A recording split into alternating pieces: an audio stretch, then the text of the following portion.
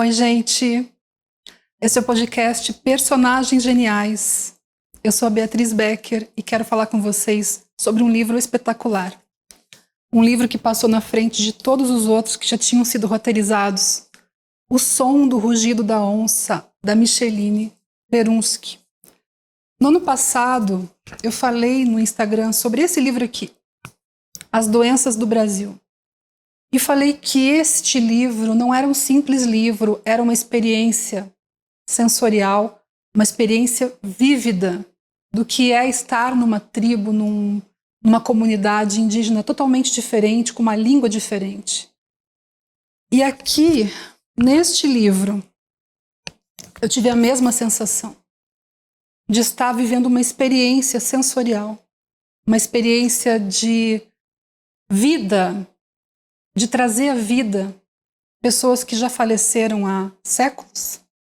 Por isso que eu achei esse livro uma magia. Essa autora fez aqui algo espetacular, que eu não sei nem como é que ela fez isso. Ela escreveu um livro de 155 páginas e parece que ao final eu tinha lido um livro de 1000 páginas. Essa história começa com uma história real. Eu vou abordar passo a passo as etapas dessa experiência. Então, essa autora, ela se deparou com uma história verídica.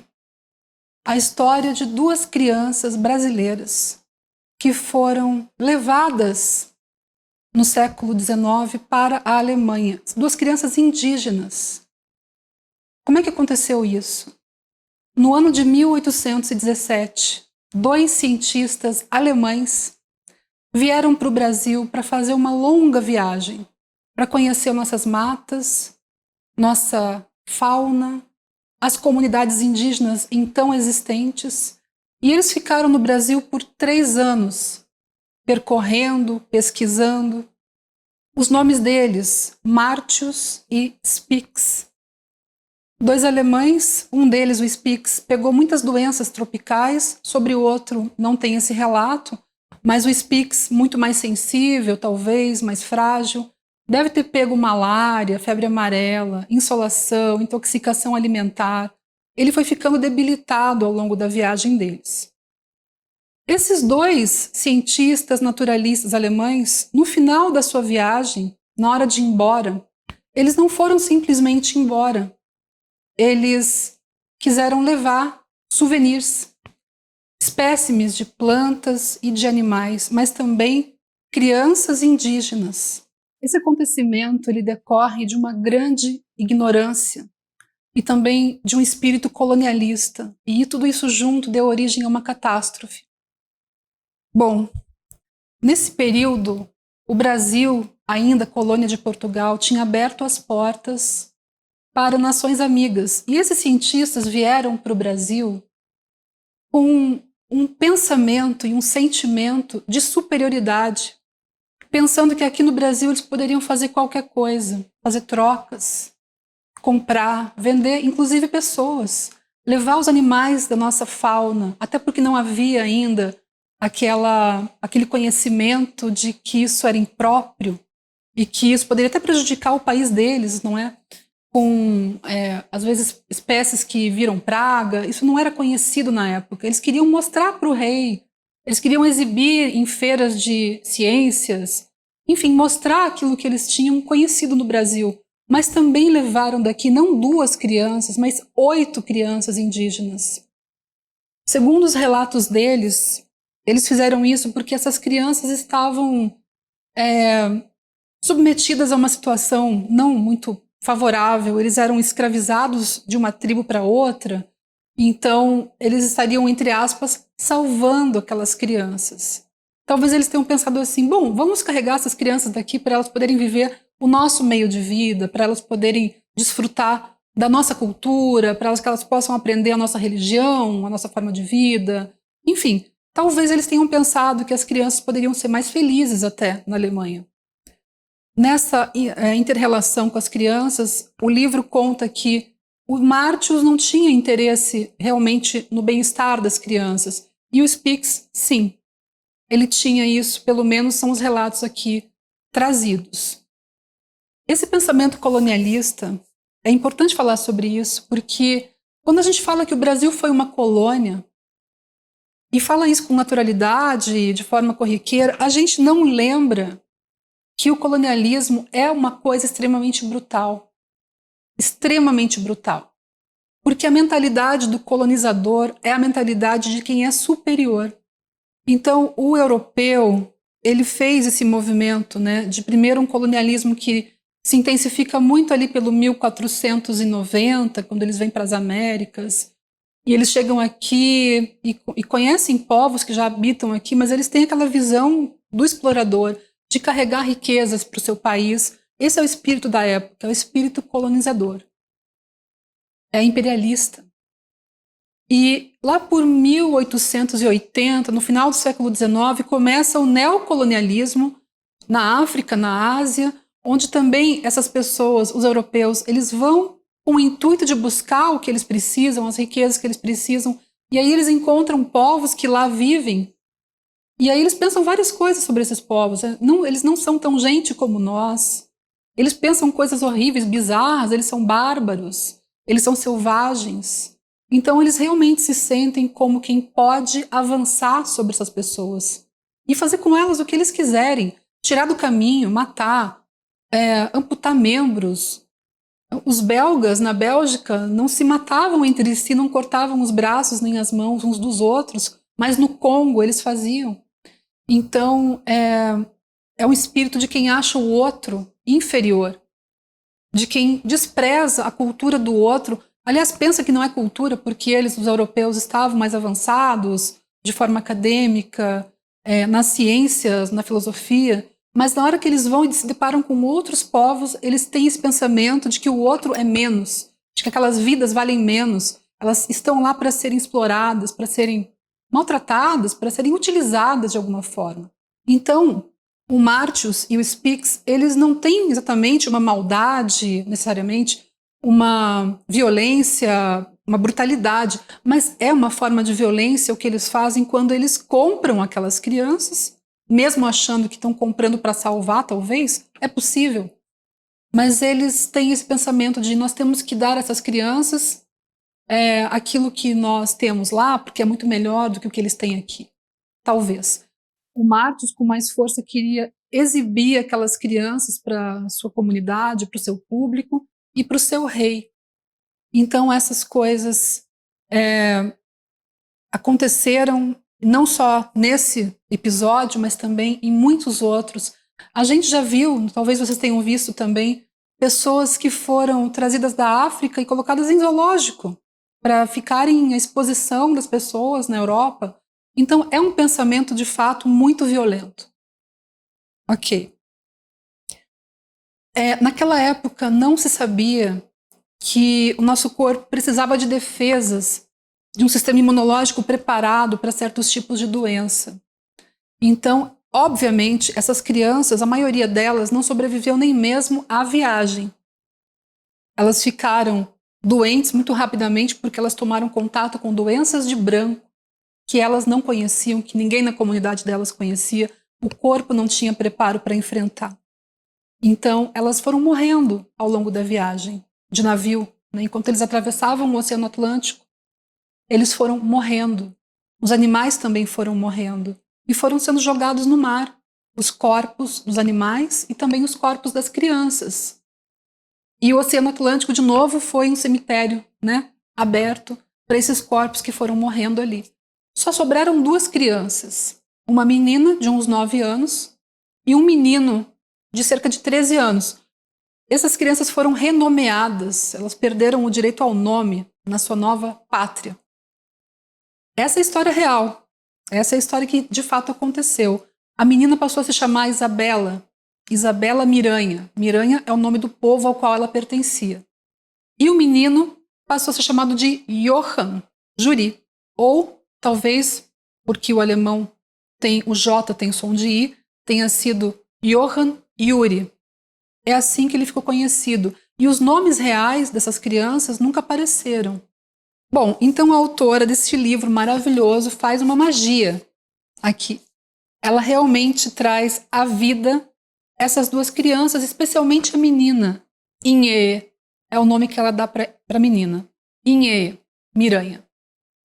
E aqui ela recria a vida dessas crianças e desses cientistas também, eles com base em elementos mais presentes e mais fartos, e as crianças com muito poucos elementos históricos. Então ela faz aquilo que é possível, ela cria uma realidade para contar a história dessas crianças. E cria um romance muito lindo, muito bem feito. A Inhê, essa menininha, quando ela tinha cerca de 4, 5 anos, era uma criança pequena, ela um dia sumiu, desapareceu. A mãe ficou apavorada, começou a chamar os outros membros da sua comunidade indígena para procurar essa criança. E todo mundo se reuniu e fez uma força-tarefa e foi para o mato e foi para em volta lá onde eles moravam, até que muito tempo depois, horas depois, eles encontraram a menina ao lado de uma onça, muito grande. Uma onça que parecia estar protegendo a menina. Essa é a história que a autora cria. Essa parte é a parte ficcional do livro. É a parte linda que ela traz aqui. Então a menina fica ali com a onça, ela é pequenininha, ninguém entende aquilo, como é que a onça não atacou aquela criança? Parecia que, ao contrário, ela estava protegendo a criança. Quando as pessoas chegam e se deparam com aquela cena, a onça vai embora. A comunidade pega a criança, só que acontece algo diferente. O pai da menina, naquele momento, ele pensa assim: se a onça não feriu a minha filha, é sinal de que ela tem um pacto com a onça. E aí, nesse momento, ele perde o afeto pela própria filha e ganha uma repulsa por ela, porque ele realmente acredita que ela tem um pacto com a onça, que ela vai, em algum momento, fazer mal para sua comunidade. A partir disso, a mãe da menina e o avô, o pai dele, tentam de tudo para que ele volte a gostar da menina, para que ele não faça nenhum mal para a menina. Mas esse homem, esse pai, esse indígena, ele é uma daquelas pessoas que se alia ao colonizador. Ele se alia ao branco. O pai dele chega a dizer assim, ele pegou doença de branco, que a meu entender seria a ganância, a cobiça, a vontade de ter aquelas coisas que os brancos traziam.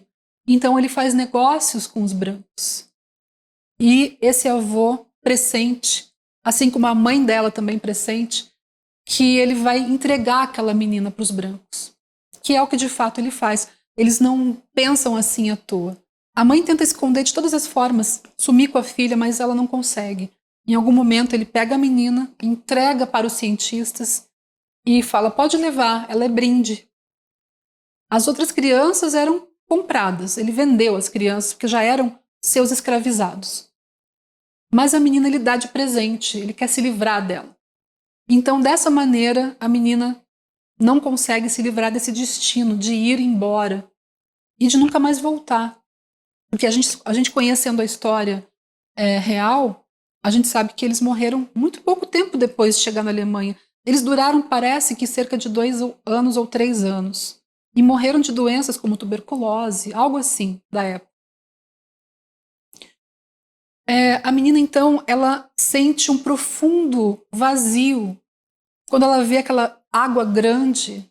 E a autora descreve nesse livro os sentimentos da menina. A menina é calada, ela não fala, não tem um diálogo interno dela aqui para a gente saber, mas a autora consegue descrever os sentimentos dela ao longo daquela viagem para o inusitado, para o desconhecido, para o absolutamente estranho. Cada vez mais estranho. Então ela chega na cidade do seu próprio país ali para poder pegar o navio, e ali ainda tem um pouco de conhecimento, de coisas que ela conhece, mas a partir do momento em que ela entra no navio, ela não conhece mais nada. Para ela tudo é muito estranho, é um grande navio, eles tinham barquinhos, né, canoas, e ela entra num grande barco e atravessa uma água imensa que ela percebe, nunca mais eu vou poder voltar. O primeiro lugar onde eles chegam é Portugal. Depois eles vão entrando Europa dentro até chegar na Alemanha. Essas crianças, então, são renomeadas, talvez tenham sido batizadas. E elas precisam vestir roupas de frio. A menina estranha isso. Ela só vê neve, só vê gelo. Para ela aquilo é desolador. E aí chega um momento em que ela pergunta assim, a autora traz essa pergunta como se fosse o pensamento da menina. Quando é que a gente percebe que já não está mais vivo? Quando não ouve mais a voz das árvores, quando não ouve mais a voz dos animais, a voz do vento, a voz da floresta, a voz das águas do rio conhecido. Então a menina percebe que ela está tão distante que ela duvida de estar viva. Os sentimentos são muito bem descritos aqui. É algo surreal o que essa autora consegue fazer. Aí, então, ela encontra um rio, que ela percebe que é um rio fêmea, pelo conhecimento dela. Nessa época ela tem uns 9 anos, né? Esse rio é o rio Isau, um rio fêmea. E o rio conta para ela, né, essa é a parte do realismo mágico aqui, o rio conta para ela que as suas águas se comunicam com todas as águas do mundo. Então ela conta, né, o rio fêmea conta, que ela tem notícias da sua família, da sua mãe. Então a menina entra numa comunicação com esse rio para saber notícias da sua tribo, do seu povo. E vai tentando entender aquela vida. Ela não consegue se adaptar de maneira nenhuma. Ela é uma criança realmente entendida ali pelas pessoas, pelas Frauleins, as mulheres que se destinam a cuidar dela, como uma criança selvagem, que vai passando ali dos 9 para os 10 anos, para os 11 anos. No momento em que ela tem a primeira menstruação, ela se revolta porque não passa pelo ritual que ela deveria passar dentro do seu povo.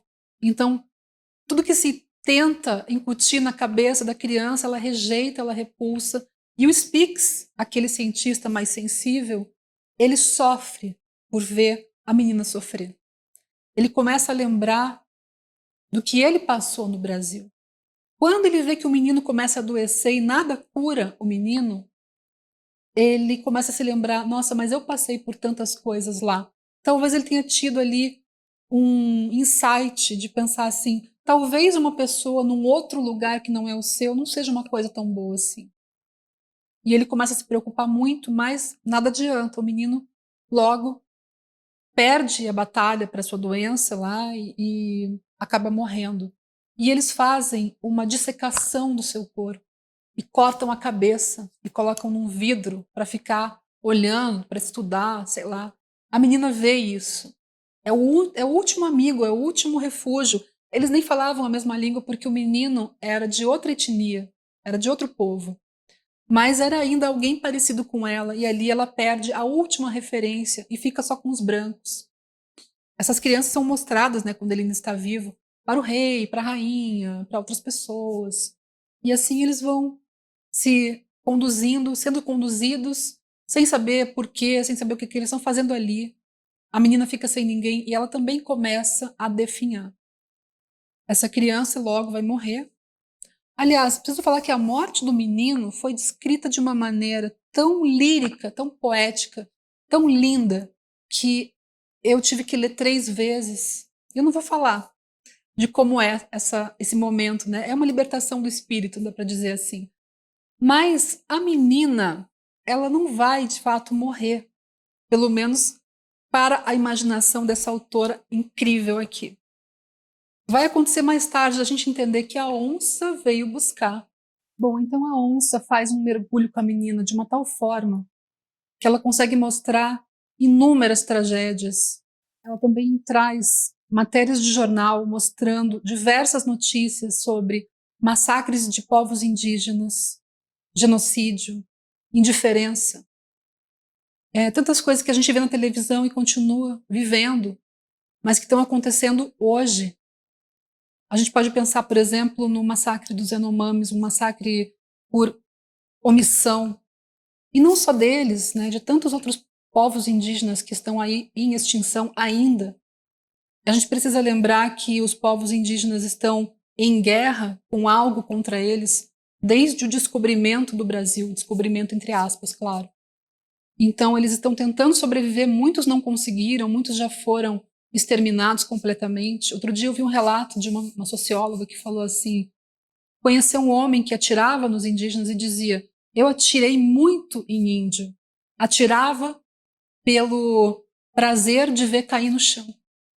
Então esse pensamento também existiu entre nós aqui, brasileiros, mestiços que somos, que mesmo assim vemos no indígena uma pessoa menor, né? Eu estou falando na sociedade como um todo.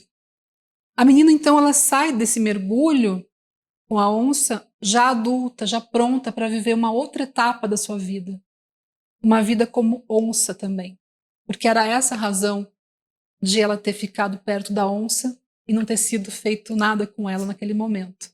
Na verdade, ela nasceu para ser onça, isso segundo a nossa maravilhosa narrativa da Micheline Verunski. Além dessas personagens que existiram na história, mas que tiveram suas histórias recontadas aqui para trazer vida, e trouxe vida de uma forma incrível, impressionante, nós também temos uma personagem atual que vive nos nossos tempos, que é a Josefa. A Josefa é uma mulher que veio do norte do Brasil para São Paulo, meio que assim, se desfazendo dos laços que ela possuía lá na sua terra. Ela vem para morar em São Paulo e um dia ela está passando ali pela Avenida Paulista e ela se depara com uma exposição com fotografias, com objetos, e ela entra. E ela se depara exatamente com essa história. Esse ponto aqui, o que acontece com a Josefa, é o que aconteceu com a autora. Ela se deparou com aquelas imagens e quis saber mais da história daquelas crianças. Então, a Josefa olha para aquela menina da foto, da foto não, do desenho, né? Era desenho na época, e fala assim, ela é igualzinha a mim. E ela começa a tocar nesse ponto dela, que é, eu sou uma mulher indígena.